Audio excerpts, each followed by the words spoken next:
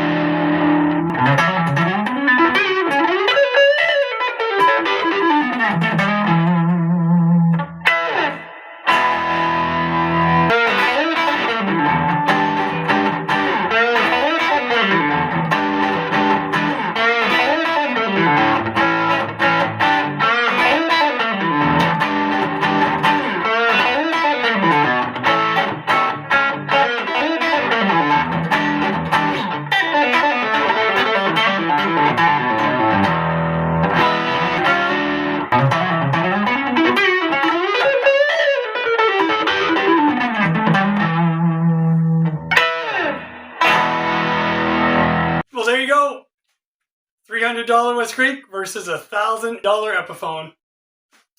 Obviously, there's a difference. EPIPHONE's a little brighter, maybe a little punchier, whereas the WESTCREEK just slightly darker, I think, here in the room anyway. But playability-wise, there's not a whole lot of difference. They both feel great for what they are. Both guitars are not my style, but I gotta say, I like that blue WESTCREEK. I use it in church every Sunday morning, and for that, it's great. Otherwise, I'll just stick with my tellies. You guys take care, God bless, and I'll see you in the next one.